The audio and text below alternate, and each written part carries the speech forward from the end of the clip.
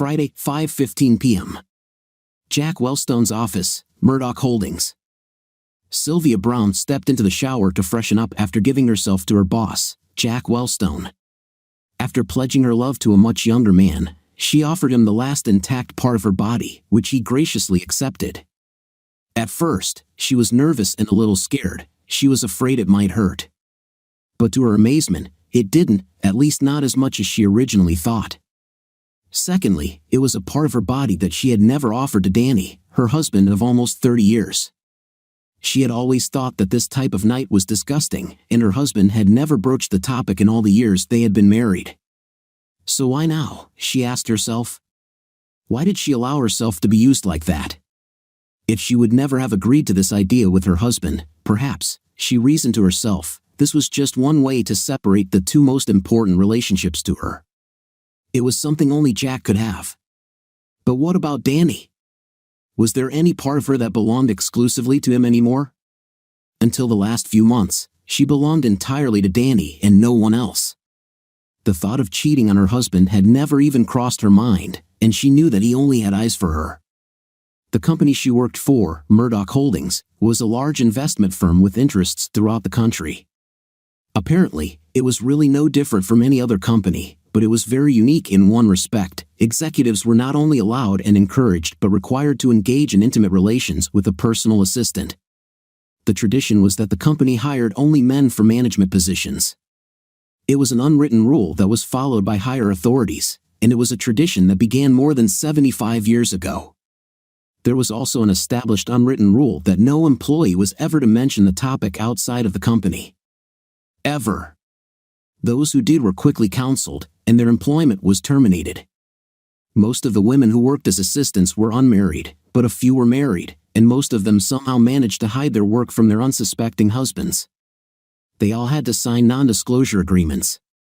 While many young women in the company aspired to become executive assistants, Sylvia never did.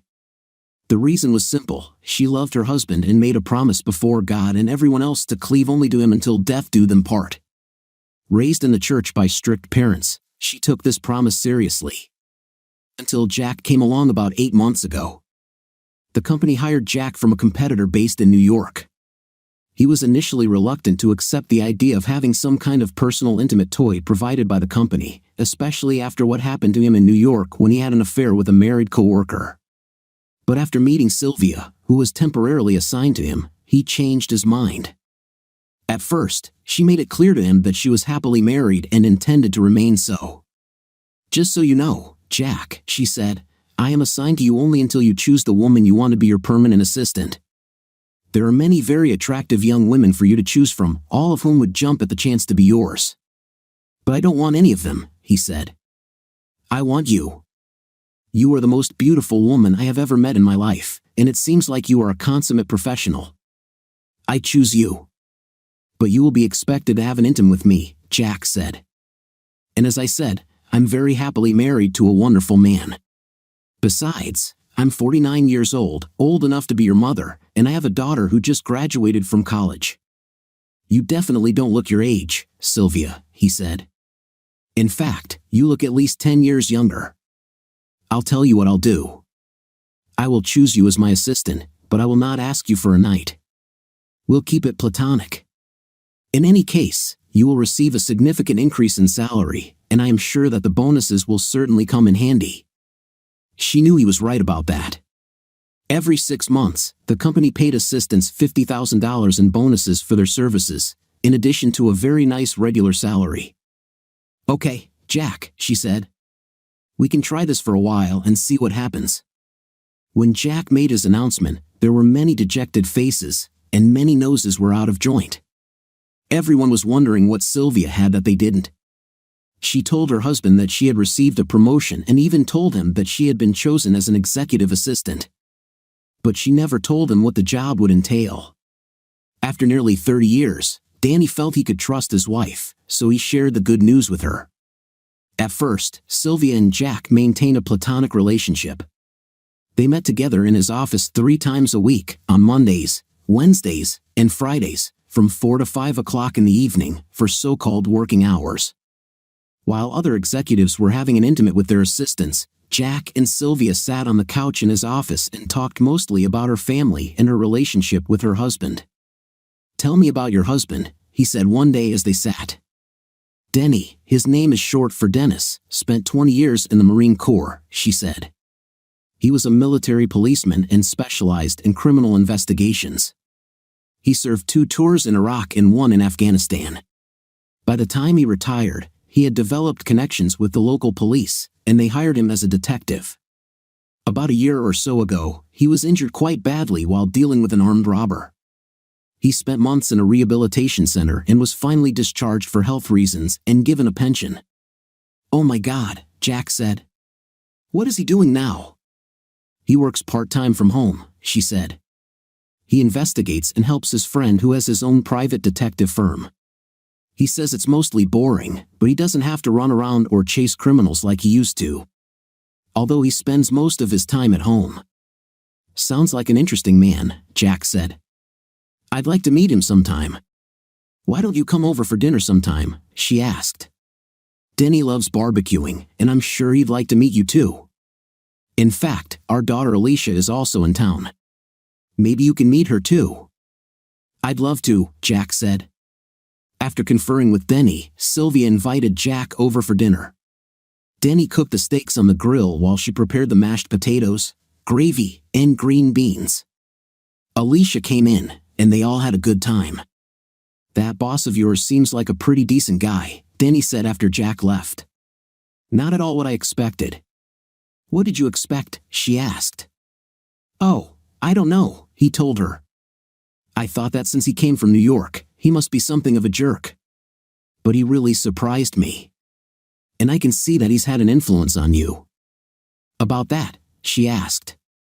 "Yes, you seem to like your job, and you seem happier than I've ever seen you." "There's nothing going on between you two, is there?" he asked jokingly.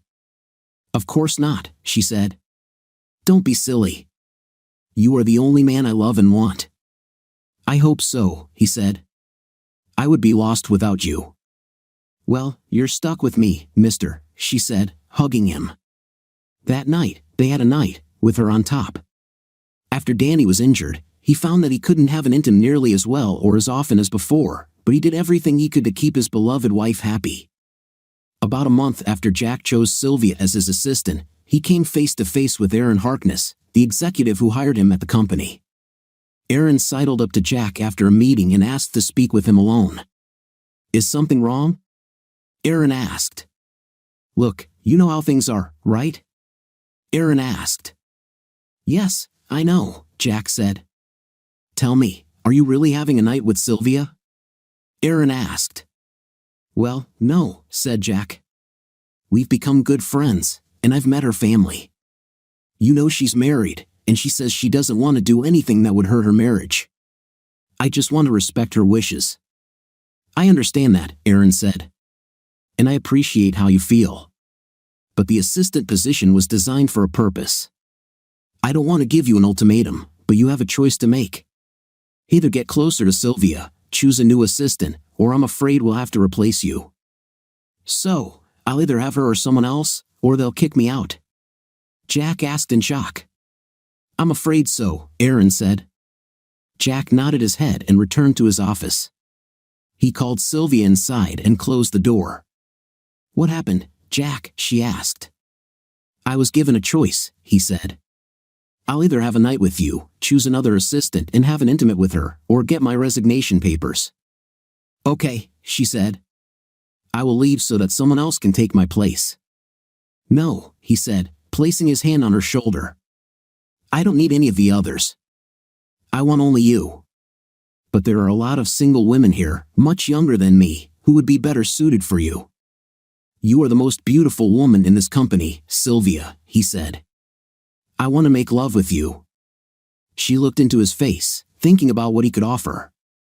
Yes, he was much younger than her, and he reminded her so much of Danny when he was younger. And she also developed feelings for him. But what about Danny? She was hesitant until he took her face in his hands and kissed her directly on the lips. She wasn't worried about getting pregnant because she had her fallopian tubes tied after Alicia was born. When they finished, she was racked with guilt. She had just cheated on her husband of almost 30 years. Until today, Danny was the only man she had a night with. Now, she had broken her vows and become an adulteress. "That was wonderful, Sylvia," Jack said. "You are an amazing woman, and I could easily fall in love with you," he said. She smiled at his compliment and kissed him on the lips. "I'd better go take a shower," she said. "I don't think Danny would like it if I came home without showering after intim." "I suppose not," he said. "What do you intend to do with your husband?" "You mean, do I plan to leave him?" she asked. "No, I intend to stay with him despite what we just did. The fact is that I love him with all my heart. I have feelings for you too, but if I ever have to choose between you and him, I will quit my job and stay with him." "I understand," he said. "We also need to set some ground rules. First of all, there will be no insults to my husband. If I ever hear you disrespect him, it's over between us. Secondly, he will never get me after intimate with you because I will take a shower. Third, don't ask me to cut him off from night. If you do, the night is over. Fourth, don't expect us to do this in my house or in the bed I share with my husband. And don't ever ask me to have an intimate with any of your friends or clients. We need to be very careful about what we do and where we do it," she added. "What happens here in the office stays in the office. And never give him a reason to suspect that something is happening between us. If we're at a public event and I'm with Danny, you'll treat me the same as any other coworker. Understand?" "No, none," he said with a smile. "I think you've pretty much covered it all."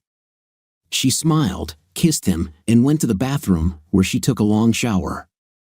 Thus began her career as Jack's paid corporate night object. Over the next few months, the relationship between Sylvia and Jack developed in new ways. He showered her with gifts and treated her like a queen, except for Monday, Wednesday, and Friday from 4 p.m. to 5 p.m., when he treated her like a. She loved what he did for her and to her, and it didn't escape her notice that he kept his end of the bargain. He never abused Danny and never asked to have an intim at her house. When she attended company events with Danny, Jack treated her the same as any other colleague. Danny never had the slightest idea what was going on between his wife and her boss. When she received her first bonus check, she spent almost all of it on a new Ford F-150 pickup truck for her husband. He was still driving his 2010 Ford and was amazed when it was delivered to their home. "What is happening?" he asked his wife. "A gift from my loving husband," she said. "Can we afford to pay for this thing?" he asked. "There's no need for that," she said. "I received a nice bonus check and wanted to surprise you.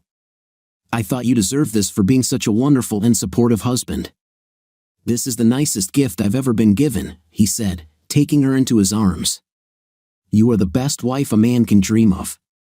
"You know it," she said, and tears appeared in her eyes. If he knew what she did to earn that money, she thought, he wouldn't be so kind. The relationship between Jack and Sylvia grew to the point where they began to think of each other as work spouses. It was not unusual for executives at this company to end up in long-term relationships with their assistants, some even getting married. One day, Jack proposed to Sylvia in his office, getting down on one knee. "I love you so much, Sylvia," he said, holding an expensive pearl necklace in his hands. "Will you be my office wife?" She smiled and nodded her head. "Yes, my dear Jack, I will be your office wife," she said, kissing him. He placed the necklace around her neck and admired how it looked on her. "By the power invested in me, by me, I declare us the office husband and the office wife," Jack announced with some pathos. Sylvia smiled, looking into his eyes. "Now you can be my office bride," she told him. "This is the best offer I've received all day," he said. "Only one thing," she said, taking the wedding ring off her finger. "What are you doing?" asked Jack. "From now on, when I'm at work, I'm your wife, completely devoted to you," she said. "And when I come home, I'm Danny's wife, completely devoted to him." She placed her rings in the top drawer of her desk and closed it. "Now, I'm ready, my office husband," she said. After this, their relationship blossomed. Jack, who was already quite wealthy, bought Sylvia an entire wardrobe and insisted that she wear what he provided when she came to the office. She happily complied, changing when she arrived at the office and changing again before leaving. She also took the photo of her and Danny from her desk and hid it at the bottom of one of her desk drawers. She didn't want anything at work to remind her that she was already married to Danny. Sylvia and Jack also increased the frequency of their dates. By this time, they were having a night every day of the work week, most of the time in his office. He brought her to his apartment several times. They decided not to use a hotel for fear that someone might see them together. Sylvia also started working a little later than usual a couple of days a week, telling Danny that she had to stay late to meet a deadline. In fact, she and Jack had a night with each other until they passed out in his office or apartment on several occasions. She accompanied Jack East to seminars or meetings with clients. Of course, they shared a hotel room and spent their nights having an intimate like rabbits. She told Danny they had separate rooms and always made it a point to call home in the evenings, telling Jack to be quiet so Danny wouldn't suspect anything. As far as she knew, Danny had no idea what was really going on between her and Jack. She often smiled after her evening shower, admiring her body in the mirror. Yes, she thought she had it all: a loving, devoted, ignorant husband at home, a great job, and an equally devoted lover who took her to the heights of intimate pleasure every day. The only question now was how long could this go on? How long did she want this to go on? Although she still looked good at 49, she knew that at some point Jack would want someone closer to his age, and she knew that at some point her body would begin to show her age. While she was taking a shower, another worry crept into her head. Over the past few days, Danny had changed a little. He was no longer the outgoing, happy-go-lucky guy she married almost 30 years ago. He became withdrawn and quiet, saying almost nothing to her. He started smoking again, something he only did when he was really upset about something. She also noticed that he stopped driving the new truck she bought and kept it locked in the garage. "Why are you driving your old truck?" she asked. "Is there something wrong with the new one?" "I don't want to put too many miles on a new car," he said. She tried to talk to him, hoping to find out what was bothering him. "Danny, is everything okay?" she asked one day. "You are terribly silent." "I am worried about you." "Everything's just wonderful," he said in a neutral tone. "Mac asked me to help him with his wife's cheating case, and it really threw me off balance." "Sorry to hear that," she said. "Do you want to talk about it?" "Not really," he said. "But I just don't understand it. Why would a woman cheat on her husband and then tell him that she loves him? Damn it, if she wanted to make fun of him, why did she even marry the guy? I'm telling you, someone would have to die in his place." She flinched at his words and wondered if he really meant what he said. "Well, you'll never have to worry about that, honey," she said. "You know I would never do anything like that to you." He stared at her for a few moments before answering. "Yes, I guess I'm lucky, aren't I?" he said, flashing a smile that did not contain a drop of warmth. She smiled back but privately began to wonder if he knew about her and Jack. Back to the present, Sylvia finished her shower and got out to dry herself off. She made sure to be completely dry, and her hair was brushed exactly as it was when she left for work that morning. She made every effort to hide her tryst from Danny, even using the same soap and shampoo she used at home. She put on the clothes she wore to work and entered the office. She gave Jack a searing kiss before leaving his office. "See you tomorrow," she said. "See you," he told her. "I love you." "I love you too," she said. She walked into her office, unlocked it, and pulled out her desk drawer to take out her rings. She almost went into shock when she looked in her desk drawer and saw that her rings were gone. She always put them in the partition space at the front of the drawer before closing and locking it. There was no way anyone could take them away, but now the space was empty. Distraught, she rummaged through the entire box, but there were no rings there. She looked around, wondering if they had fallen to the floor, but there was nothing there. She ran back into Jack's office. "What's wrong?" he asked. "My rings are gone," she exclaimed. "Someone took my rings."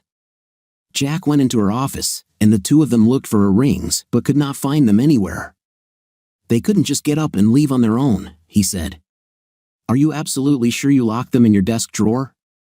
"Absolutely," she said. "They must be here somewhere. Listen, I'll leave a note for the night cleaning crew to keep an eye out for them. "Don't worry, we'll find them." "But what do I tell Danny?" she cried. "He'll notice right away that they're not there." "Tell him you took them off to clean and resize them," he said. "I hate lying to him," she said, before catching herself. "But I guess I've been doing it for several months now. I guess I have no choice, do I?" She left the office while Jack was writing a note for the night team. Friday, 5:15 p.m., home of Danny and Sylvia Brown. Danny Brown sat in his chair on the back porch, twirling the ring in his hand. In his other hand, he held a lit cigarette, his third in less than an hour. He thought about putting the ring in his pocket with the other two that were already there but decided against it. As he put the ring back on his finger, he thought of Sylvia. He was near the end of his first 4 years in the army when he first met her. A friend invited him to dinner, saying he should meet someone. He was smitten the moment he saw her. She was the sweetest and most beautiful woman he had ever met. He asked her out and still remembers the first time she kissed him. He remembered how she lightly ran her tongue across his lips and how she gently sucked on his bottom lip. He had never experienced anything like this before and felt as if he had died and gone to heaven. They continued dating and fell in love with each other. When he asked her to marry him, she hugged him and said yes.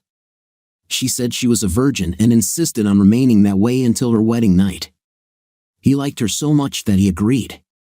By then, he had already met her family and they all got along great. Her father was a decent, hard-working man who did not smoke or drink. When he wasn't working, he spent time with his family. In addition to her parents, he had to undergo tests with her 2 older brothers, which he did. They made it clear to him that they expected him to treat their little sister with love and respect. In their home, family was everything. One day, her father spoke to him privately and expressed his concerns. "I know you say you love Sylvia," he said, "but I know what young Marines are like, especially when they're on duty. I won't stand by and watch her get hurt. I promise you, sir," he told Sylvia's father. "I will never cheat on your little girl." Eventually, the older man relented and accepted him as his son-in-law. "Promise me that you will take care of my little girl, no matter what," he said. "I promise," Danny said. For the next 29.5 years, Sylvia was the best wife a man could ask for: loyal, supportive, loving, caring, and, perhaps most importantly, flexible. She had to put up with Danny's constant business trips abroad and later with his long working hours. It wasn't easy, but they got through it all. They had other problems too. Sylvia gave birth to their first child, Leah, about 1.5 years after they married. Unfortunately, the girl died from sudden infant death syndrome, leaving them both devastated. Sylvia became pregnant twice more but miscarried both times. She talked to Danny about getting a tubal ligation, but he wanted to try again. She agreed with his decision, and the result was Alicia. After discussing the matter with her husband, Sylvia had her fallopian tubes tied. At first, Danny wanted to try for a son, but he didn't want Sylvia to suffer, so he agreed. After serving in the Corps for 20 years, Danny decided to retire. They returned to his hometown, where he became a detective for the local police department. Sylvia got a job as an administrative assistant at Murdoch Industries and slowly moved up the ranks. They continued to live their lives, which consisted mainly of working and raising their daughter, Alicia. Everything was going well in the Brown household, and Danny looked forward to the day when they could retire and enjoy their golden years, perhaps with grandchildren. Then, about 1.5 years ago, he responded to a call about a burglary at a bank on the outskirts of town. 3 criminals took several hostages and demanded that the police provide an evacuation vehicle and a clear route out of the city. The incident ended in a short shootout during which he was seriously wounded. One of the 3 bullets that hit him severely damaged his left leg, and he ended up undergoing physical therapy for about 6 months. Danny hoped he would soon be able to return to duty, but the department decided to place him on medical retirement instead. Even though he received a monthly police pension as well as a military pension, their budget suffered a bit. Sure, they could pay their bills, but they didn't have as much wiggle room as before. After he was able to get on his feet and settle in a bit, he took a part-time job as an investigator. It didn't pay much, but it forced him to leave the house from time to time. His friend Mike McGregor also offered him a part-time job as a private investigator. He applied for and received a license to work as an armed private investigator. Mike, or Mac as he preferred to be called, didn't want Danny to push himself too hard, so he limited his work to observations or research that could be done online. Danny was so proud that day when Sylvia came home and told him that she had been promoted and would be the assistant to the new executive the company had just hired from New York. He felt she deserved the promotion, and a pay raise would certainly help. He couldn't help but notice that her attitude and overall outlook on life seemed to improve. She was happier and much more relaxed than before. Perhaps, he thought, it was the extra money from her new promotion. He was amazed the day she brought the new pickup truck to their house. Sylvia told him it was a gift for being so supportive of her. He wondered how they could afford it and was surprised when she said she paid for it with a bonus check she received. It wasn't long after when his whole world came crashing down on him. The previous Monday afternoon, he had received a call from Terry Knight, one of the girls who worked with Sylvia. He was in Mac's office, having just returned from a surveillance mission. "Brown," he said, answering the call. "Mr. Brown, this is Terry Knight," the woman said. "I work with your wife. Is it possible to meet somewhere for a few minutes?" "I guess," Danny said. "There's a little coffee shop on the corner of Riverside and 3rd Street. Would that be okay?" "That would be ideal," she said. "Can we meet in, say, 20 or 30 minutes?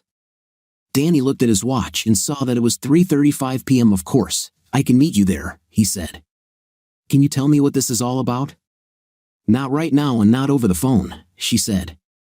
"I'll tell you when I see you." "Okay," he said. "See you in about 20 minutes. They finished the conversation, and Danny entered Mac's office. "We just got a strange call," he said. "What's happened?" asked Mac. "Some woman who works with my wife wants to meet me," Danny said. "Really?" asked Mac. "You're not dating on the side, are you?" "Of course not, Mac, you know me better," Danny said. "I know, I'm just tugging on your chain," Mac said. "Any idea what she wants?" "No clue," Danny said. "Well, I'm off," said Mac. "Maybe it'll bring us more business." He headed toward the exit and met Terry in the cafe. He recognized the young woman as he had met her before at the company Christmas party. After buying them both a latte, he sat down next to her. "What can I do for you, Terry?" he asked. "Unfortunately, I have to tell you something, Mr. Brown," she said. "Please call me Danny," he said. "Your wife is in a relationship with one of our executives," she said. "What do you mean by in a relationship?" "Is she having an affair?" he asked. "I'm afraid it's a little more than a romance," she said. "Are you saying she's fallen in love with this executive?" "I think so," she said. "In my opinion, that's exactly what it looks like." "Who is this executive?" he asked. "Is this Jack Wellstone?" "Yes, that's true," she said. "How do you know?" Danny asked. "Sylvia told me. She was hired as his executive assistant," he said. "I've met this man, he seems like a good guy." "Are you sure Sylvia is involved with him?" "He's a little young for her, isn't he?" "He was his choice," Terry said. "And she's not an executive assistant, she's actually a personal assistant, and she's expected to have a relationship with him." "How long has this been going on?" he asked. "It's been a little over 6 months," she said. "Why are you telling me all this, and why now, 6 months later?" he asked. "Well, I hate to say it, but part of what drives me is my own selfish desire," she said. "You see, I hoped you would choose me, but instead, he chose a married woman who is much older than him. No offense." "None taken," he said. "I completely understand. Maybe I should talk to your management." "Oh no, don't do that," she said. "Please." "Why not?" he asked. "We all have to sign non-disclosure agreements," she said. "And we're not supposed to talk about relationships between executives and their assistants. We could get fired if we do." "I understand," he said. "So, this agreement also applies to female assistants?" "No, the company doesn't hire female assistants," she said. "I know this sounds a bit pretty, but as far as I know, the company has never hired a woman in an assistant role. Several applied, but none were ever hired." Interesting, he said. Tell me, are any of the other assistants married? A couple of them, yes, but most are single, she said. What about their husbands? He asked. One doesn't know about this agreement, but the other does, she said. He's disabled and can't have a relationship. They could really use the extra money, so he doesn't complain until she rubs his nose in it. How much extra do they receive? He asked. Well, their salary is almost doubled, and they all get a $50,000 bonus every 6 months, she said. This is after taxes. Wow, he said. So, that's where she got the money for his new truck. No doubt, this is an attempt to assuage her guilt. Suddenly, the new truck didn't seem so nice anymore. How often do they get together? He asked. The company has regular office hours for assistants to meet with their managers, she said. This happens every Monday, Wednesday, and Friday from 4 to 5 p.m. Most likely, your wife and Jack find another time to meet. So, Sylvia is with him now? Is this what you wanted to tell me? He asked. She nodded her head. Yes, she said. Can I ask you to do me a favor, please? He asked. I'll try, she said. Could you keep an eye on Sylvia and Jack's relationship for me for a while? Let me know if you see or hear anything you think I should know about. I think I can do that, she said. But I have to be very careful. I understand, Terry, he said. I don't want you to put your job at risk. I think I'll go, Danny, she said, standing up. Again, I'm really sorry this happened. If I see or hear anything, I'll let you know. Thank you, Terry. I appreciate it more than you know, he said. After she left, he sat for a while thinking about what she had told him. He felt as if someone had just punched him in the stomach. He checked his watch and realized it was about 4:30, which meant Sylvia and Jack were about halfway through their meeting. He returned to the office, hoping to see Mac before he left. Hey, Danny, Mac said as he entered the office. I didn't expect you to come back. Are you okay? You look like someone just took all your cookies. No, Mac, I'm not okay, he said. I just found out that Sylvia is cheating on me with her boss, Danny said. Let's go to my office, Mac said, taking off his jacket. We need to talk. Danny recounted everything Terry told him. When he finished, Mac thought for a moment before speaking. The first thing you need to do is get evidence of it, he said. Right now, all you have is the word of a coworker who admits she has a thing for your wife's boss. Personally, I find it hard to believe that Sylvia could cheat on you. Damn, you guys have been married for what, almost 30 years? Yes, Danny said, almost turning 30 in just a few weeks. Mac pulled out a desk drawer and took out an audio recorder disguised as a pen. He handed it to Danny. Put this in her purse, he said. It will record up to 18 hours of audio at a distance of up to 15 meters. I'll see what I can do with video surveillance. I know it will be difficult, but don't let on that you suspect something is wrong and don't do anything stupid. Yes, you know me, Danny said. Yes, and that's why I'm telling you not to do anything stupid, Max said. Tell me, Danny, what floor is her office on? On the 15th floor of the Parker building downtown, Danny said. Murdoch occupies the top 7 floors of the building, and this building is opposite the block building, if I'm not mistaken. Let me see what I can do. For now, put this in Sylvia's purse and keep an eye on it over the next few days. See what you can catch, and play it cool. Maybe nothing is happening. Okay, Danny said, before heading home. Putting the pen in Sylvia's purse was easy, playing as if nothing happened was a little more difficult. He watched her every move but saw nothing unusual. He tried to smell cologne or anything else that might indicate she was having an affair, but again, there was nothing. He watched to see if she would immediately go to the shower, but that didn't happen either.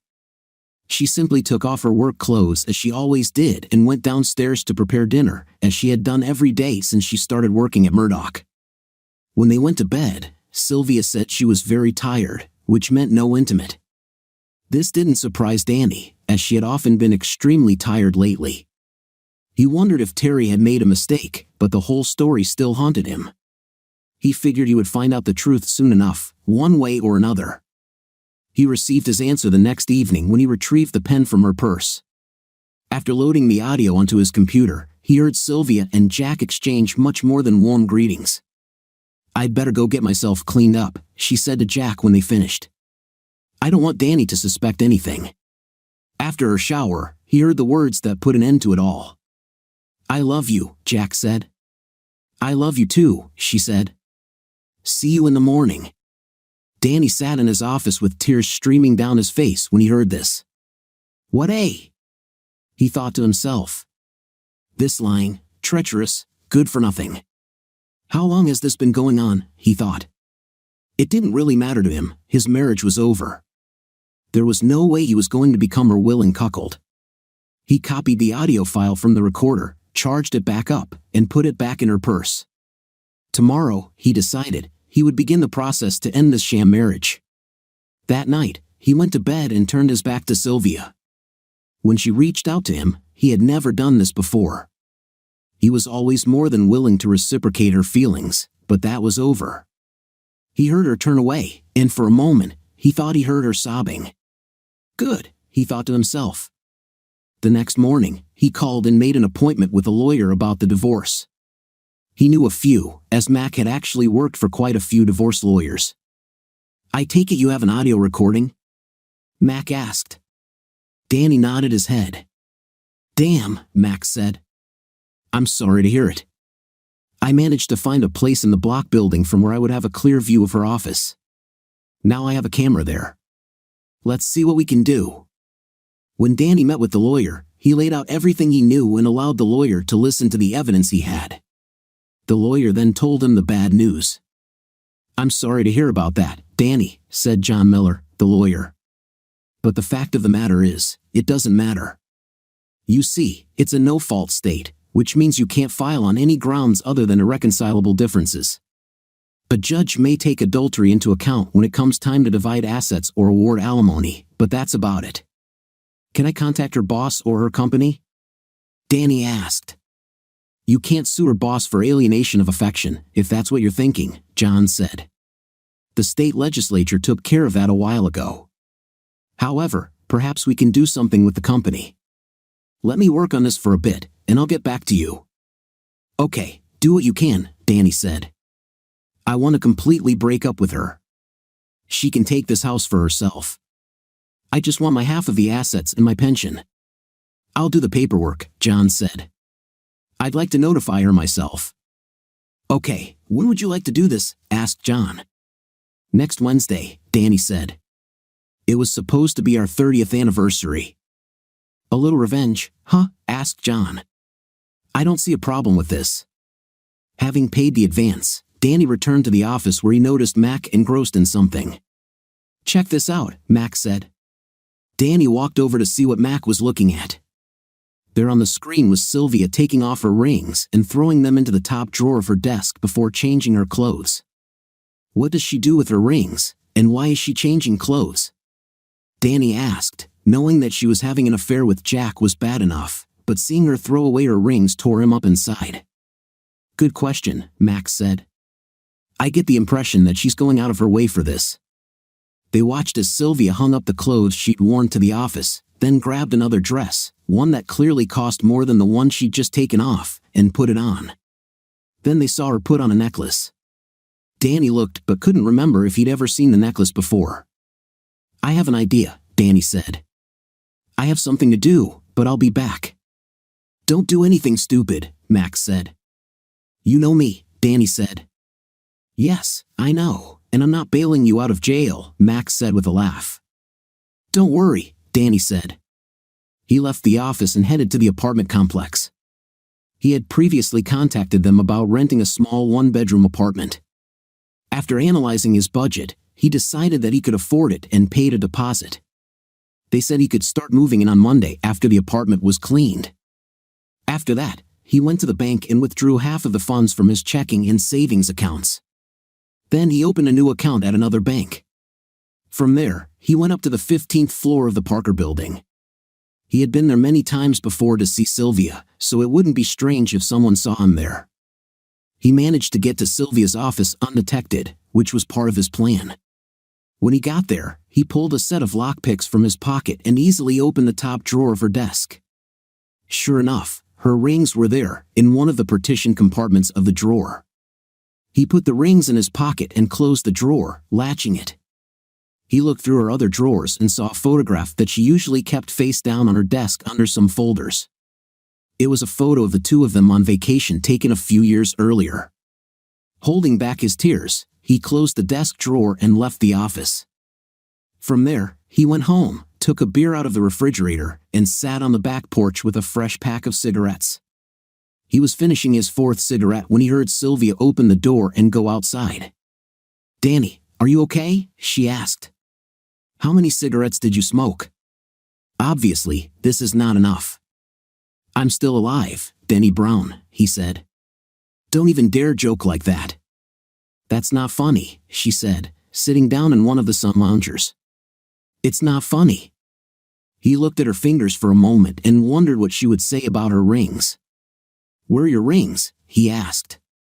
She looked guilty for a moment but quickly regained her composure. I took them to the jeweler to have them cleaned," she said. Danny noticed that she was looking down and to the side when she spoke.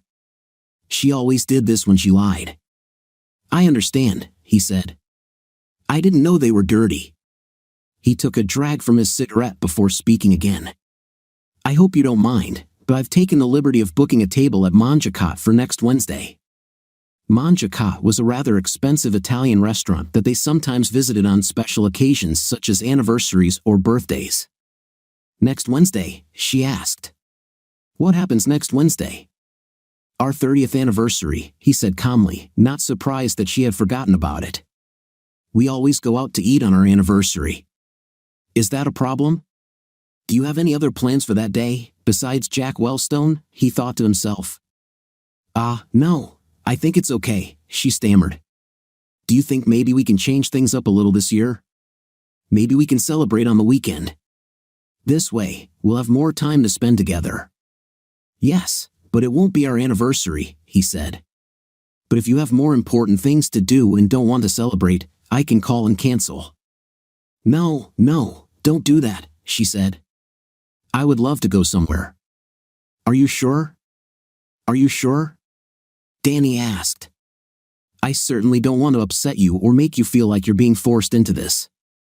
"Of course I want to go somewhere with you for our anniversary," she said. "Danny, what's gotten into you lately? Is this the cheating wife case you're working on with Mac? You haven't been yourself at all lately." "I'm really starting to worry," she said. "Sorry, I just have a lot on my mind, that's all," Danny said, putting out his cigarette. "Well, you're starting to scare me," she said, standing up. "I've never seen you like this. You've been out of sorts all week. If you don't mind, I'm going to get changed and prepare dinner. You know that I love you, don't you?" "Yes, of course," he said. She waited a few moments for him to say he loved her, but when he didn't, she kissed him on the cheek and headed upstairs. He knows, she thought to herself. This is the only way to explain his behavior. "Oh God, what have I done?" she asked herself. "And will I ever be able to fix this?" She changed clothes and went downstairs to prepare dinner for them. They ate mostly in silence. When they finished eating, Danny excused himself and went to his home office. He closed and locked the door, then turned on his computer to find out everything he could about Jack Wellstone. Sylvia knocked on the door once. "Are you okay, Danny?" she asked. "Wonderful," he said, "just finishing up some work." "Okay, well, I'm going to bed." "Don't stay too long," she said. "I won't," he said. "Good night." "Good night," she answered. "I love you." "Okay," he said, stunned by his own answer. Sylvia backed away from the door and headed upstairs. By the time her husband went to bed, she was already asleep. The next day, Danny listened to the latest audio recording from the device installed in Sylvia's purse. Tears streamed down his face as he listened to his wife allowing Jack to have his way with her where she was sitting. He never liked it, and as far as he knew, neither did she. But here she was, willingly allowing her boss to take advantage of her. He wanted to confront her, to scream at her when he heard her tell him that her body belonged exclusively to Jack. He needed to get out of the house before he said or did something stupid. He turned off the computer, grabbed his keys, and left without saying a word to Sylvia.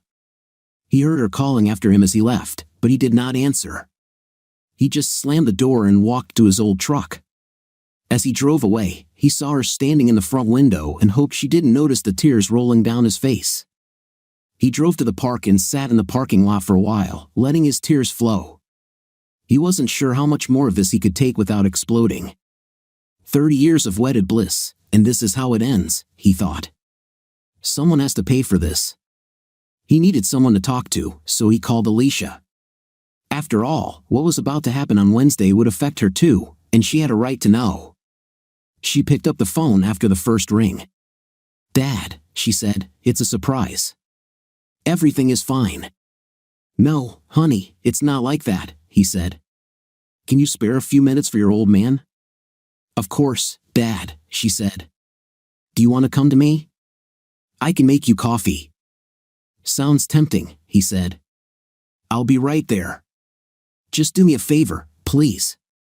"What exactly?" she asked. "If your mom calls, don't tell her you talked to me, okay?" "Okay, Dad," she said. "Is everything okay between you two?" "No, that's not true," he said. "Okay," she said. "Come to me. See you in a few minutes." He reached her apartment complex and climbed the stairs to her second-floor apartment.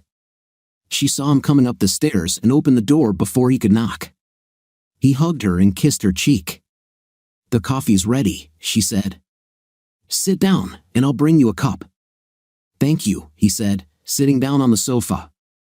She handed him a cup of coffee, black and hot, just the way he liked it. Then she sat down opposite him. "What's going on, Dad?" she asked. He took a sip of his coffee and set his cup down before answering. "Your mother is cheating on me," he said quietly. "What?" she asked in shock. "Are you sure about this?" He nodded his head. "Yes," he said. "I'm sure. I have audio, video, photos. It's a full-blown affair with her boss. Sorry, her work husband. This has been going on for several months now." "Oh my God," Alicia said. "What are you going to do?" "I have no choice," he said. "I'll divorce her. I can't cope with this." "You can't?" she asked. "I mean, you guys have been married for what seems like forever." "No, honey, there's no way I can get past this," he said. "Maybe if it was just a one-time drunken mistake, but not this. I mean, she doesn't even wear my rings at work anymore. She even buys new clothes to wear to the office, changes at work, has a night at the end of the day, takes a shower, puts her old clothes back on, then comes home and acts like nothing happened. Can't her company do something about this?" she asked. "It almost sounds like intimate harassment. In fact, her company not only encourages it, they demand it from their managers," he told her. "That's just wrong," she said. "No, it's not like that," he told her. "But they paid her to have a night with him. That's how she was able to afford this new pickup truck." "So she's a corporate prostitute?" Alicia asked in shock. "In a way, yes," he said. "I hope you plan to do something about it," she said. "My lawyer is working on something," he said. "Unfortunately, you can no longer sue for alienation of affection in this state." "This sucks," she told him. "Yes, that's true," he replied. "Do you want to know what's even worse?" he asked. "He was at our house. He ate at my table, pretending to be my friend, all this time." "You know it's okay, Dad," she said. "I'm already a big girl. I've heard all these bad words before." It made him laugh, something he hadn't done for a long time. "The hardest part of all this is that she says she loves me," he said. "And you know, part of me believes she does, at least up to a point." "Do you still love her?" she asked. "Oddly enough, yes," he said. "That's why it hurts so damn much. But that's not enough to keep her, is it?" She shook her head. "No," Alicia said. "It's not. That's not all," Danny told her. "I can't trust her anymore. I've caught her in too many lies. Even if this Jack Wellstone leaves, what's to stop her from sleeping with another guy? You know he's not much older than you, Alicia asked. 30, according to his biography on the company website, he said. And it turns out your mother is not the first older woman he seduced. I've heard about guys like this, she said. Maybe he's one of those guys who was partial to his mother when he was younger. You mean something like the Oedipus complex? Danny asked. Well, there's more to it, but in a nutshell, yes, she said. What do you plan to do with it? Unfortunately, I can't sue him, but I have no intention of letting him get away unscathed, Danny said. Just don't do anything stupid, she said. Damn, Danny said. Does everyone think I'm an idiot or something? Do you know how many times I've heard this? Alicia said, smiling. Jokes aside, Dad, I just don't want you to end up in prison. I still love you and always will. I just can't believe Mom was stupid enough to fall in love with some younger guy. Yeah, well, she did, he said. And after Wednesday, she'll probably need all the support she can get. I'll do my best, Dad, but that doesn't mean I won't be angry with her, she said. Believe me, I'm going to tell her everything. They talked a little more, and after a while, Danny felt better. He looked at his watch and realized that he had been gone for more than 2 hours. I think I better get back before your mother calls the National Guard, he said. Are you going to be okay, Dad? Alicia asked. I can handle it, he said. Thank you, honey. I appreciate it. With another hug, Danny left and drove home. He wasn't sure what to expect when he got there. He half expected to see Wellstone's car in his driveway, but luckily, that didn't happen. He entered the house and looked around. 30 years of memories, the last 10 or more right here between these walls, were everywhere. He almost burst into tears when he looked around. He saw Sylvia in the backyard, tending to her flowers as if nothing had happened. How could she do this, he wondered. How could she betray me and then come home and pretend everything is just fine? Shaking his head, he took a beer from the refrigerator and walked out into the backyard. Once seated, he opened his beer and lit a cigarette. Sylvia looked up when she heard the back door open and saw her husband lighting a cigarette. She got up and went out onto the veranda. Everything is fine? She asked.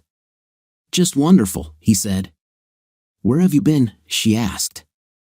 You flew out of here like a bat out of hell. Something caught my attention, he said. While I was not at home, I went to see Alicia. How is she? Sylvia asked. She's doing well, he told her. Sylvia sat up and looked at her husband worriedly. Danny, we really need to talk, she said. Oh? About what? He asked. About you, about us, about everything, she said. All week, you've been inattentive, irritable, and out of sorts. You never told me that you loved me. You haven't even touched your new truck. Did I do something to upset you? He looked at her strangely when she asked about it. What, Jack Wellstone? Is something wrong with him or something like that? He asked himself. Tell me that, he said. Did you do something to upset me? As far as I know, no, she said, looking down to the side. He wanted to jump up and wring her neck. But if I did, I'm very sorry. I didn't want this. Please, Danny, talk to me. I hate seeing you like this. I feel like I'm losing you. It's because you're losing me, you stupid. He thought to himself. After a few moments, she continued, I know you're working on this case with Mac, and it's upsetting you, she said. Maybe you shouldn't work with Mac if it's going to bother you that much. I've never seen you so worried about something before. The case is almost solved, he said. Soon, all this will end. I hope so, she said. Because I hate to see you like this. This is killing me. Look, why don't you let me help you take your mind off it all tonight? It's been a long time since we did anything. What do you think? Danny thought about it before, and swearing her words made sense. It had been a long time since they last had an intim, and after Wednesday, there was no telling when he would have a night again. Maybe, he thought. He could remind her of what she was about to lose. He smiled at her before answering. Sure, that sounds like a great idea, he said. She smiled and kissed her husband. "I'll make sure you never forget this night," she said. And it was a night neither of them would soon forget. Danny pressed his soon-to-be ex-wife into the mattress several times with a force he hadn't shown in bed for a long time. Even Jack couldn't handle what Danny did to her, she thought to herself. Then her husband surprised her. "What are you going to do, Danny?" she asked. "This is a surprise," he said. When she realized what he intended to do, she tried to run away from him, but he stopped her. "No, Danny, please," she begged. "We've never done this before." "Then I say that in 30 years, it's time," he said. "I'll move slowly, I promise." He slowly took the place where she was sitting. "We should have done this a long time ago," he thought to himself. Sylvia, meanwhile, was perplexed. It was supposed to be Jack's exclusive territory. What made Danny decide to do this out of the blue? She knew she couldn't tell her husband to get out of what was supposed to be Jack's territory. So, she relaxed and gave in to what Danny was doing. After their final climax, Danny got up and went to the bathroom to get a pair of warm washcloths, one for himself and one for Sylvia. He handed one to her while he cleaned himself up. For a moment, he thought she was about to cry. "Why did you do that?" she asked. "You've never shown any interest in this before." "Your 5th place looked so delicious that I couldn't help it," he said. "I didn't hurt you, did I?" "I'm sorry if I did."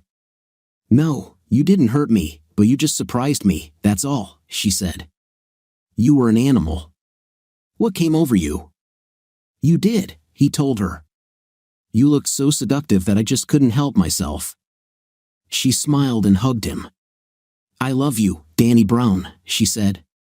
"I hope you never forget this." "And I love you too," he said, satisfied. They fell asleep in each other's arms.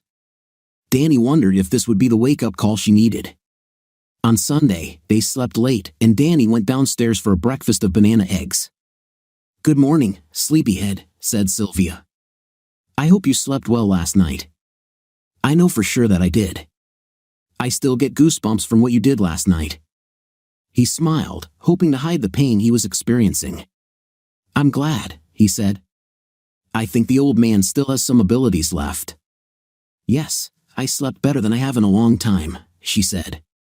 After they ate, he went out into the backyard and turned on his lawnmower, perhaps for the last time.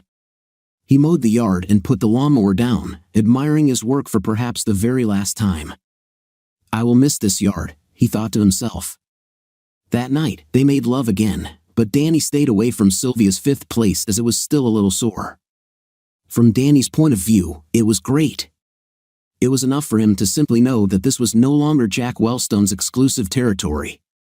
When they finished, Sylvia rested her head on Danny's shoulder. "Please don't forget that I really love you," she said. "I would be completely lost without you." "I love you too," he said. What was true was that he still loved her, which is why her betrayal hurt him so much. That night, before going to bed, he made a decision and put the audio device in her purse, hoping that she would tell Jack that their relationship was over. Monday, D-Day 2. When Sylvia left for work that morning, she felt like a new woman. After preparing a delicious breakfast for herself and Danny, she kissed her husband and practically ran out of the house with a big smile on her face. As Danny watched her leave the house, he hoped she would do the right thing. Arriving at work, she flitted into Jack's office, picked out a nice dress for the day, and changed into the necklace her boss had given her when they became office spouses. She hugged Jack tightly and kissed him. "You're in a good mood this morning," Jack said. "I take it you had a good weekend?" "The best," she said. "Danny and I reconnected this weekend, and it was wonderful." "I understand," he said. "Did he leave anything for me?" She laughed. "Oh, there's a lot here for you, my office husband," she said.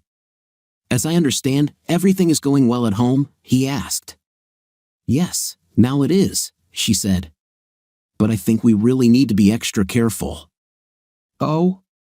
Why?" asked Jack. "I think he's starting to suspect something," she said. "Last week, he was in a foul mood all week.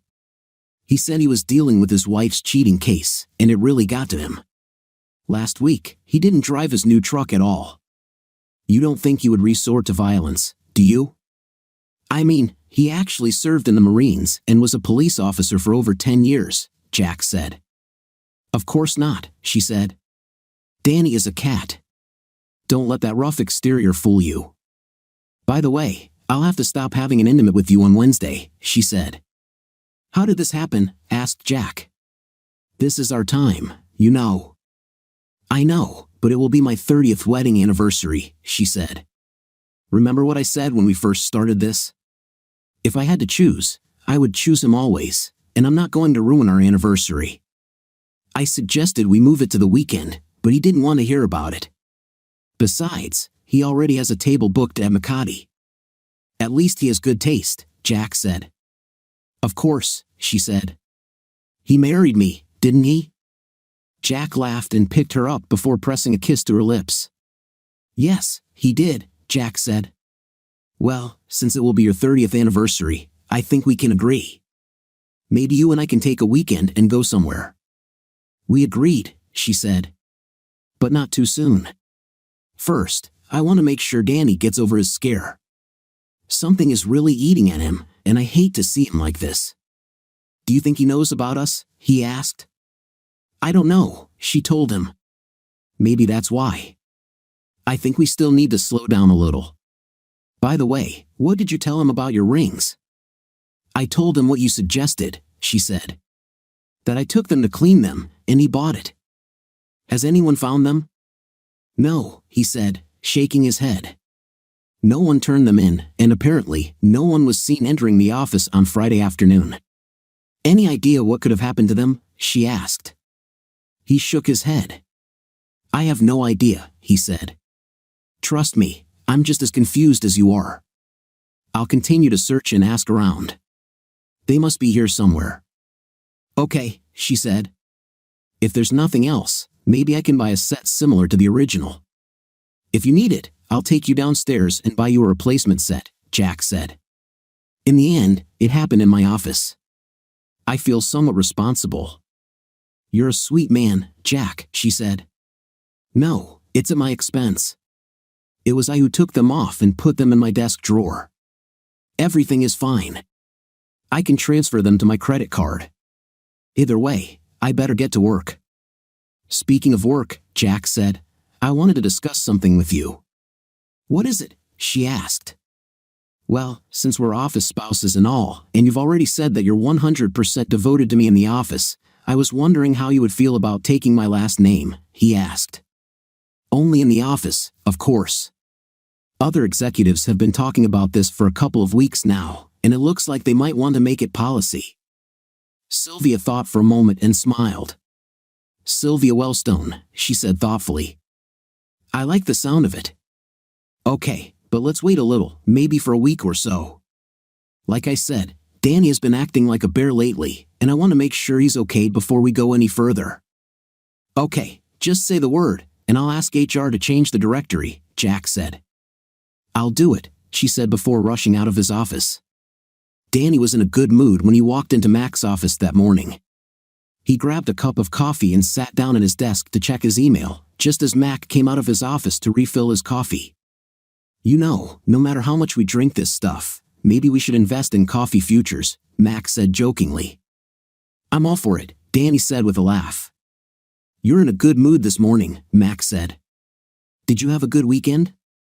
Very good, thank you, Danny said. Did everything go well for Sylvia this weekend? Asked Mac. Yes, we did it, Danny said. Actually, very good. That's good to hear, Mac said. But don't let her fool you. I've seen this happen so many times it's not even funny. What is it? Danny asked. Do you think Sylvia could do it? That's just how scammers work, Mac said. Of course, they can remain clean for some time, make amends to their spouses, promise to never do it again, or make their spouses think everything is fine. But that's not true. In my experience, cheating for these people is akin to a pill addiction. Sure, they enjoy intim, but there's so much more involved for them. It's a question of power, control, dealing with the poor unsuspecting spouse. Even if they become righteous for a while, they invariably return to it. The only thing that changes is they become more secretive. Do you think Sylvia could do something like that? Danny asked. I've seen this before, Mac said. Your voice is even more exhausted than when you were on the police force. In the police force, we knew who the bad guys were: pill dealers, pimps, rapists, robbers, you name it, Mac said. It's a completely different world out here. You do what you think is right for you, Danny. I'll have your back no matter what. Thanks, Mac. I appreciate it, Danny said. Later that morning, he received a call from John, his lawyer. Denny, how are things going? Asked John. I'm hanging on, Danny said. What can I do for you? Do you think you can pop into the office for a bit after lunch? Asked John. I've prepared the documents and would like to review them with you. Yes, of course, Danny said. I'll be with you at 1 o'clock in the afternoon. Does that suit you? Great, John said. See you then. Danny was in John's office at 12:45 and was immediately let in. John stood up and shook his hand. Have a seat, he said. I've prepared the divorce papers just like you said. Take a look and let me know what you think. Danny looked through the papers and saw that everything was exactly as he wanted. He signed where John indicated and handed them back. What about Murdoch? Danny asked. Have you come up with anything for them? That's what I did, John said, taking out another stack of paper. He handed them to Danny, who began to read them. Intentional infliction of emotional distress, Danny asked. John shrugged. I thought about it and decided to go this route, John said. In my opinion, this meets all 4 tests required by law. The company, in applying its stated policies, acted recklessly and willfully. Second, by allowing Jack to have a night with Sylvia and requiring her to do so, the company's actions were extreme and outrageous. Third, the behavior mandated by the company caused the breakdown and misery of your marriage. Fourth, you are experiencing severe emotional distress as a result of the adultery that led to your divorce. Do you think the judge or jury will believe it? Danny asked. Maybe, John said. And I see you're asking for $30 million. Danny said, I can't imagine a judge or jury going for that. Probably not, John said. I thought $1 million for the year of your marriage was a good number. And I also doubt that the judge or jury will go for it. I chose this figure to get Murdoch's attention more than anything else. A lawsuit like this would definitely be noticed, and somehow I don't think they would want to see it on the news. It's bad for business. They will no doubt want to negotiate this, and I think they will do everything they can to settle it out of court. I believe that if we walk away with $2 million or more, we will win. What is your interest, Danny? Asked John. Usually, I get a third, but in your case, since you work with Mac, I'll only ask for 10%, John said. Agreed, Danny said. What the hell? It's a deal, John said. How do we play this out? You say your anniversary is on Wednesday, and you want to notify Sylvia that evening, so why don't we do it on the same day? Asked John. I'll get this done late Tuesday afternoon, and we can head to Murdoch's Wednesday morning. What do you think? Danny thought about it and agreed. That would give me time to take care of Jack Wellstone. Let's do this, he said. I'll meet you at Murdoch's at 9:30 in the morning. I'm fine with that, John said. See you then. That evening, Danny grabbed the audio device from Sylvia's purse and downloaded the audio onto his computer. While she was busy cleaning the kitchen, he put on his headphones and listened to what the device was recording. His heart sank as he listened to both of them. Now she wants to take his last name while in the office. Tears streamed down his cheeks as he realized Mac was right. He turned off the sound and wiped his face. Soon, this will all end, he thought. He took out his phone and sent a short message. The game is starting. That night, as he lay in bed, he moved away from Sylvia. She reached out to him, but he told her he wasn't feeling too well. He didn't lie. Tuesday, D-Day 1. Jack Wellstone sat at his desk and reflected on the current state of his life. He had a great job that paid a lot of money, and even better, a warm, helpful, and beautiful older woman in exchange for an intimate toy. What's even better is that the company actually paid her to have a night with him. It couldn't be better, he thought with a grin. Sylvia had just left the office to pick up their lunch. He knew that after they shared their food, they would share each other's bodies. Soon, he thought, she will belong to him entirely, and her ignorant cuckold husband will not be able to do anything about it. He was snapped back to reality when his phone rang. He recognized the number and answered. "Wellstone," he said, answering the call. "Jack, this is Danny," said the man on the other end of the line. "Yeah, Danny. Good to hear from you," Jack said with a mischievous grin. "What can I do for you?" "I'm planning a little surprise for Sylvia's anniversary, and I was wondering if you could help me," Danny said. "Of course," said Jack. "I will do everything in my power to help." "Okay," Danny said. "Look, meet me at Murphy's bar at, say, 5:30 this evening so we can discuss this." And not a word from Sylvia. "The best word is grave, Danny." Jack said, "See you at 5:30. "Great," Danny said. "See you then," he added before ending the conversation. Jack put the phone back in his pocket and wondered what was on Danny's mind. After work, Jack headed straight to Murphy's and parked in the lot. The small bar was located at the end of a strip mall in the old part of town. He didn't feel too comfortable in this part of the city but decided that it was still quite early. He walked into the dark pub and noticed Danny sitting at a table at the far end of the bar. Two strong-looking men sat at another table and looked at him wearily as he walked over to where Danny was sitting. Danny had his laptop on the desk and was typing away when Jack walked up to him. He stopped typing and looked up as Jack pulled out a chair across from him. "Just in time," Danny said. "Fine, I admire punctuality. Can I get you something to drink?" "Yeah, a beer would be nice," Jack said. Danny waved to the man behind the counter and pointed to the two beers. The bartender grabbed 2 bottles of cold beer and placed them on the table. Danny handed the man some money, and he walked away. "So, what is this surprise you're telling me about?" asked Jack. Danny smiled, but there was no warmth in his smile. "As you probably already know, tomorrow is my 30th wedding anniversary," Danny said. "Imagine, such a wonderful woman like Sylvia has been with me for 30 years. Who would have thought?" "I know what you mean," Jack said. Danny nodded his head in agreement. "So, tell me, Jack, what was it like to meet my wife's 5th place?" Danny asked. Jack looked shocked and started to say something, but Danny cut him off. "Don't tell me. It was just a rhetorical question. I know what it's like. I did it last weekend." "What, she didn't tell you?" "I thought you two had discussed everything. After all, she's your work wife, right? It's because of you that she takes off my rings when she comes to work in the morning, isn't it?"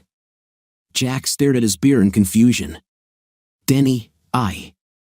Jack began, but Danny interrupted him. "So, you want her to take your last name at the office, don't you?" he asked. "Are you planning to include her in your health insurance? You know she's 49 years old enough to be your mother. Actually, you seem to like older married women, don't you?" "I don't know what you're talking about," Jack said. "Don't play coy, Jack," Danny said. "I know everything about you. Does the name Robin Harkness mean anything to you? How about Janice Taylor or Brenda Smith? There's more to it, but they all have the same story, older married women who have a lot of money. And strangely enough, you managed to write your name into their wills. How do you do it, Jack?" "Don't bother answering. I already know. So, tell me, what's going on between you and older women? Is this some kind of Oedipus complex or something? Did you have feelings for your mother as a child and never grew out of them?" "What is the Oedipus complex?" asked Jack. "What are you talking about?" "Oh, I forgot," Danny said. "You were a product of modern education, probably never even heard this term before." Jack was starting to worry. Who does this little man think he is?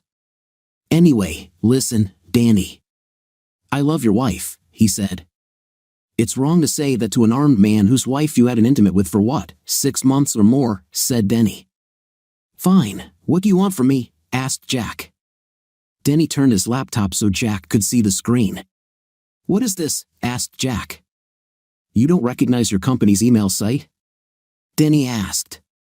"I see it," Jack said, "but what is that on the screen?" This is your resignation letter, Denny said. Effective immediately. I've already included the email addresses of your bosses, your board of directors, and your HR department. All you have to do is enter your email signature and click submit. Then, when you do that, you can leave. I have a better idea, Jack said, his face turning red. How about I kick your fifth place and then grab your wife in your bed while you watch? Danny grinned at this. True, you are 20 years younger than me, you're in pretty good shape, and you don't have any problems with your bad leg. But you're forgetting a couple of things, Denny said. Like what? Jack growled. First of all, I'm armed, Denny said. Secondly, I have been working in law enforcement longer than you have been alive. I've learned a couple of things along the way, like how to make an idiot like you disappear without a trace. And no one will ever find your body.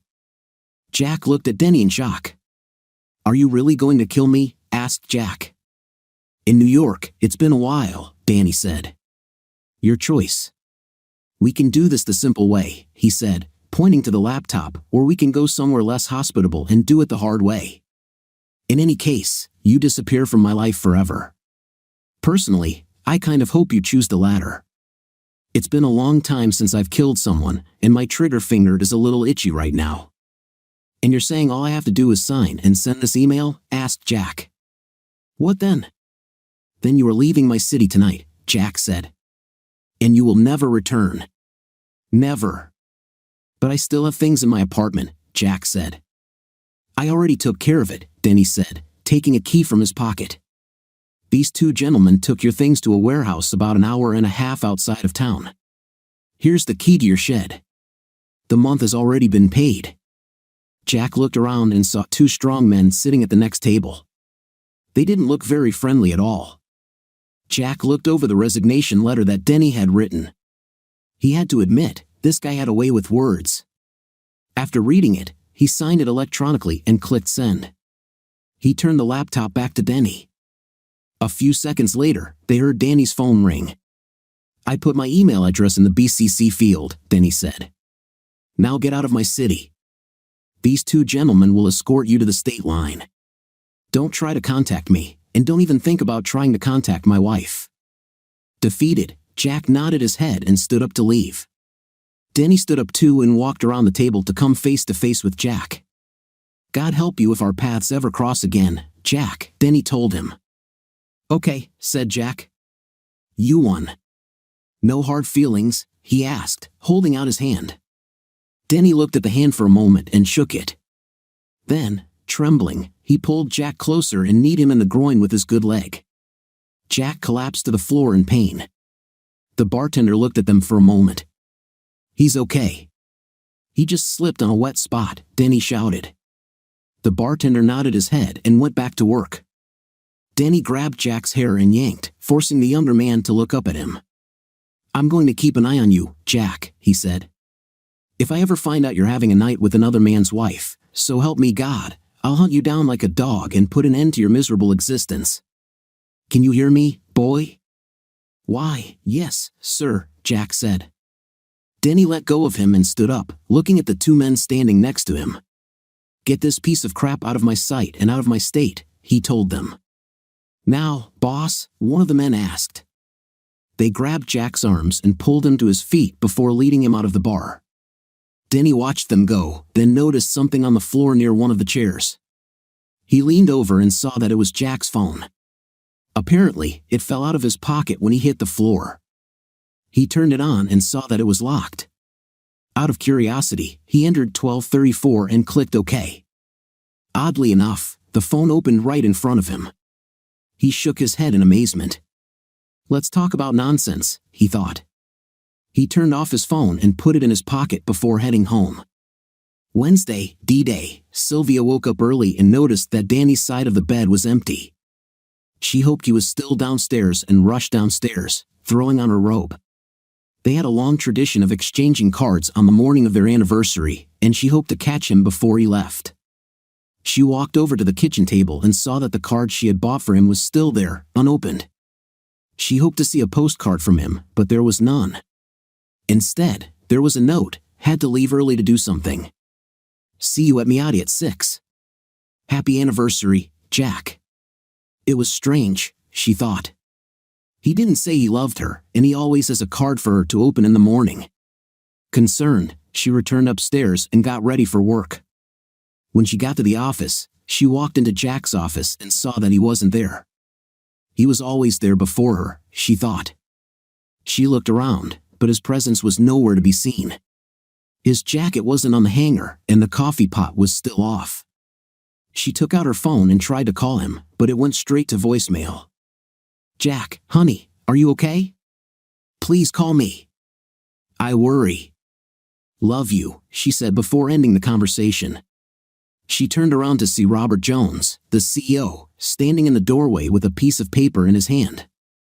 Good morning, Sylvia, he said, entering the office. I hate to tell you this, but Jack is gone. No, she asked. What do you mean, gone? He resigned from his post last night, Robert said. Sent this after he left the office. He handed her a piece of paper. She read this and tears streamed down her face. For those to whom it may concern, the short letter began. I regret to inform you that I am submitting my resignation from Murdoch Holdings effective immediately. Although I enjoy my job and the team I work with, I can no longer in good conscience continue to work here, knowing that I am ruining the marriage of a good man. I hope for the best for the company and will send my contact information as soon as I am settled in my new position. With best wishes, Jack Wellstone, the letter concluded. Sylvia read the letter twice before returning the paper to Robert. She refused to take it, raising one hand. Keep it for yourself, Robert, she said. We were all surprised by this. I also tried to call him, but I was unable to contact him. I don't understand. He never showed any signs that he was unhappy, she said. That's why we're surprised too, said Robert. We were very pleased with his work, and he seemed happy here. You didn't tell your husband anything, did you? No, Mr. Jones, I didn't, she said. Okay, he said. Look, I know you two were very close. Why don't you take the rest of the week off? Your job is safe. Come back on Monday, and we'll figure something out, okay? Thank you, Mr. Jones, she said, and tears streamed down her face. He gave her a fatherly hug before leaving the office. Sobbing, she left the building and drove away. Danny and John sat in the parking lot in John's car, watching the building. They saw visibly upset Sylvia get into her car and drive away. John looked at Danny before speaking. Are you ready? He asked. Let's go, Danny said. They got out of the car and entered the building, entering the elevator that would take them to the Murdoch Holdings executive suites. When they got there, the secretary tried to stop them from entering Robert's office, but Danny showed his badge, and the two continued on their way without slowing down. Robert looked up in surprise as two men entered his office without knocking. Who are you? He asked. What do you think you're doing, bursting in here like that? Mr. Robert Jones, Danny asked. Yes, it's me, he said. Danny pulled out a manila folder and placed it on Robert's desk. You've been notified, Danny said. Been notified? Robert asked, in shock. For what? It's all in the documents, John said. Your company and your top managers are being sued for intentional infliction of emotional distress. What? Asked Robert. Are you crazy? For what? Your supervisor, Mr. Jack Wellstone, entered into a 6-month affair with my client's wife, effectively ending his marriage and causing him great emotional pain, John said. Moreover, your company demanded that he participate in this illegal activity in order to remain employed in good standing. Therefore, my client is asking for $30 million in damages. Now I know you're out of your mind, said Robert. First of all, Jack Wellstone doesn't work here anymore. He resigned last night. He looked at Danny before continuing. Wait a minute. I know you. You are Sylvia Brown's husband, aren't you? A police officer who resigned after being wounded. Are you his client? It is he, said Danny. Robert looked at John, and his face turned red. Well, you can take this worthless lawsuit and shove it up your 5th place, he said. Then you can stand by while my lawyers tear you to shreds over this slanderous piece of crap. Mr. Jones, We have audio, video, and eyewitness testimony for all of our charges, John said. And you know the old saying, discovery is a bad. You know as well as I do what this lawsuit can do to your business. What do you think will happen when it becomes known that your company requires its executives to have illicit relationships with their female assistants, and has been doing so for 75 years or more? And what do you think will happen when it becomes known that not a single woman works here in leadership positions? In fact, I've spoken to several very qualified women who applied for management positions here and were told they weren't qualified for the job. Trust me, Mr. Jones, I will stand on the courthouse steps every single day and tell reporters how Murdoch discriminates against women and ruins the marriages of his employees. We also know that you pay your employees up to $100,000 a year to have relationships with their supervisors. To me, it sounds an awful lot like prostitution, and prostitution is illegal in this state. I'm sure the DA would spend all day with this.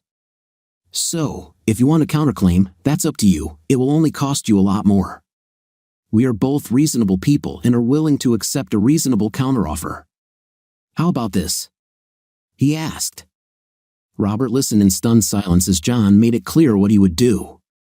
He finally calmed down and looked at Danny. How long were you married to Sylvia? He asked. Today would have been my 30th anniversary, Danny said. But instead of celebrating, I will serve her with divorce papers tonight. Hearing this, Robert was even more deflated. He looked at John again. Oh, okay. You've made your point, lawyer, he said. How about $3 million? Will this help end this? John looked at Danny for a moment before either of them said anything. John looked back at Robert. That's $3 million after taxes, John said.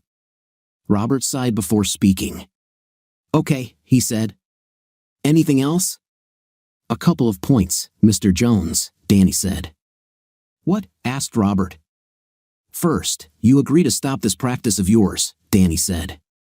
Secondly, you are hiring Sylvia for Wellstone's position. She has a business degree and worked with Wellstone for several months. She probably knows his work better than he does. Robert thought about it for a moment before speaking.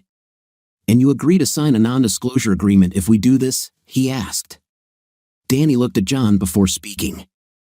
Of course, Danny said. Okay, I need to confer with the board first. When do you need an answer, lawyer? He asked John. Preferably by the end of the workday today, John said. I think we can keep the media at bay for so long. Then you will have your answer, said Robert. And Mr. Brown, I sincerely regret your marriage. Thank you, Mr. Jones, Danny said. The three of them shook hands before Jan and Danny left. Well, it went better than I expected, John said as they returned to his car. Yes, it was, Danny said. There's only one last thing I have to do. Trust me, you'll be fine, Jan said. Just give it time. Danny nodded his head. Sylvia parked her car and ran to the elevator that would take her to the floor where Jack's apartment was located.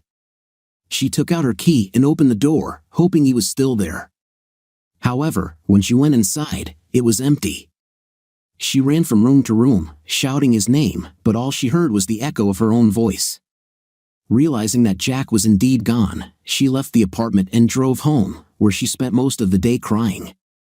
Around 4 a.m., she went to the master bedroom to get ready for the evening with Danny. After crying her eyes out, she decided that she would spend the rest of her life making amends for her adultery. She promised herself that she would once again become the best wife Danny could ever dream of. She went into her wardrobe to choose a beautiful dress for the evening and noticed that something was wrong. Looking into the closet where Danny's things were, she realized that most of his clothes were missing. Frightened, she opened his dresser drawers and saw that they were empty. She fell back onto the bed in fear. This can't be, she thought to herself. She steeled herself long enough to take a shower and put on her makeup. He's not really leaving me, she told herself. This is all just a joke. He would never leave me, she thought while dressing. She trembled with fear. Finally, she looked at herself in the mirror one last time. Danny would never leave, she thought to herself. She pulled into the Mangotti parking lot and saw Danny's old pickup truck there. Okay, she thought. He's here, and we can put an end to this nonsense once and for all. She went inside and was shown to a table that stood in a rather secluded corner. Danny was already there, dressed in a nice suit. He smiled and stood up as she approached. He sat her down, as he always did, then sat down at the table across from her. They ordered food and a glass of wine. Over the meal, they exchanged small talk and pleasantries.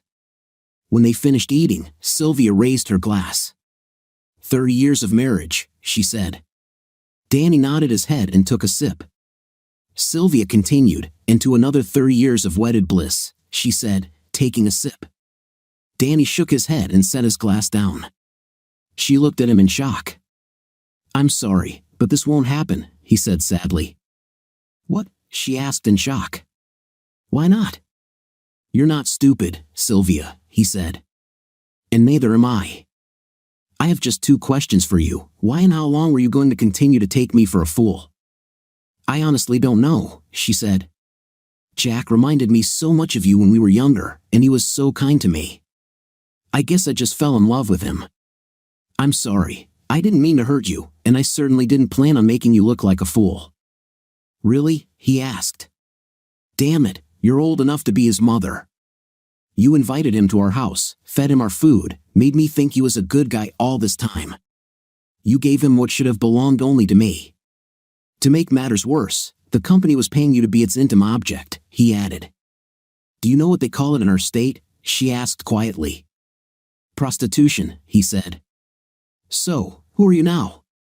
A prostitute? Oh God, no, she exclaimed. Bonuses and additional money were received for services provided. Intimate services, he said, correcting her. No matter how you spin it, that's what it was. The money for that new truck was money you earned as a prostitute. You want to know why I don't ride it anymore? Because it smacks of betrayal. Every time I think about that truck, all I see is you letting Jack you. Did you see that? She asked. Oh yeah, Danny said. I saw it all. Do you want to know what was worse than watching you 2 mating like animals? Watching you take off your rings and throw them in your desk drawer like a pile of trash. You were so ashamed of me that you couldn't even wear my rings at work. Then you lie and tell me you took them to clean them. I'm sorry, she said. I pawned them, but they disappeared. I didn't know what to tell you, so I lied. I really regret this. This will never happen again, I swear. I know that won't happen, he said, putting his hand in his jacket pocket. He pulled out an envelope and placed it in front of her. Sylvia Brown, you have been served. She shook her head, tears streaming down her face. No, no, no. I won't take them, she said. I don't want a divorce, Danny. Please tell me this is a joke. This is not a joke, Sylvia, he said. I've been agonizing over this all week, and I'm not going to do it anymore. You still haven't answered my second question. How long were you going to keep making a fool of me? Were you going to continue having a night with Jack until you retired? I don't know, she said, sobbing. And this nonsense about him giving you his last name at work, he added. Were you really going to do that too? I don't know, she sobbed. Please stop, Danny. I can't stand it anymore. It's just too damn bad, he said. Now you have felt at least a little of what I have been experiencing for the last week and a half. However, there is one good thing that came out of all this. What is it? She asked. You've been promoted, he said. You were chosen to take Jack's place. Congratulations. You are the first female CEO of Murdoch Holdings. Do you know about Jack leaving? She asked, in shock. Yes, Danny said. I had a nice little conversation with him. As a man, I convinced him that it was in his best interest to leave. And how did you manage to persuade Murdoch to give me his position? She asked. I had a little help from a good lawyer, Danny said. Danny, I know this may sound cliché, but it was just a night between me and Jack. It really didn't mean anything, she said. Of course we can handle this, Danny smiled and pulled out Jack's phone. He launched the voicemail application and played her last message sent to him. Jack, honey, are you okay? Please call me. I worry. I love you, they heard Sylvia's voice. Danny closed the app. Cute. Love you? He asked rhetorically. In my opinion, these sound like the words of a woman in love. No, Sylvia, we can't get past this. You made your bed, and now you can lie in it. Just so you know, you're not the first older woman Jack has done this to. I hope, however, that you will be the last. He reached into his pocket and pulled out another envelope, throwing it on the table. Come on, open it, he said. Sylvia opened the envelope and saw 3 rings inside, hers and his. She looked at him in shock. Did you take my rings? She asked. He nodded his head. Yes, he said. I thought if you don't want to wear them, maybe I should take them back. I was close to cutting them in half, but I thought you might need the money you get from them. So, it's really over between us, isn't it? She asked. He nodded his head. Yes, he said. And just so you know, I already told Alicia and your parents. They're not too happy with you right now. Did you tell them? She asked. What did you tell them? The truth, he said. You cheated on me, and I filed for divorce. Anyway, I think that's all for now. This house is yours. We each have our own pension, and we share bank accounts. I already took my half, in case you haven't noticed. I've already moved some of my things out of your house. I'll have to go back to get the rest. Just let me know when it's convenient for you. You can come any time you want, Danny, she said. As far as I understand, this house is also yours. Okay, he said. Well then, I'll go. Happy anniversary. Goodbye, Sylvia. He reached out to grab her, but he was already at the counter, paying for their food. As he left the restaurant, she felt hot tears running down her face. The divorce went off without a hitch. Sylvia signed the papers and sent them back to Joan, who filed them in court. After 60 days, the divorce will become final. On Monday, she returned to work and heard the news of her promotion. This became huge news within the company and even made the local news. The company also quietly informed executives that they would no longer be required to have a night with their assistants. New managers will be assigned assistants, but intimate aspects of the job will no longer be sanctioned. Sylvia took the initiative to develop strict new standards regarding night harassment in the workplace. They both immersed themselves in their work and never met. Sylvia continued to wear her rings despite being divorced. In her mind, she was still married to Danny. Danny could never come to terms with what Sylvia had done and found it difficult to trust any woman. 6 months later, he walked Alicia down the aisle at her wedding and sat next to Sylvia. The two of them held hands as they watched their daughter get married. They even danced together at the reception. You know, I still love you, Danny Brown, she whispered in his ear as they danced, tears in her eyes. And I still love you, Sylvia Brown, he replied. That night, they made love in what used to be their shared home. A few months after this, Danny sat in his truck watching a client's spouse destroy her marriage. Suddenly, he felt a strange pain in his chest that radiated to his left arm. He realized what was happening and reached for his phone to call 911, but by the time the ambulance arrived, it was too late. He died of a heart attack. Sylvia was devastated and joined him in death a few months later. The official cause was listed as a stroke, but Alicia knew the real reason: her mother's heart was broken. She was buried next to her ex-husband. Jack never really stopped pursuing older married women. About a year after Danny came face to face with him, his enraged husband caught him in bed with his latest catch. The husband shot off his reproductive organs with a 12-gauge shotgun. He died on the way to the hospital. The husband was found not guilty by reason of temporary insanity and divorced his cheating wife. What do you think of our story today? In this story, I feel sorry for the husband who put up with all this, but in the end he managed to get out. I'm happy for him. What's your opinion? Write in the comments. See you in the next video.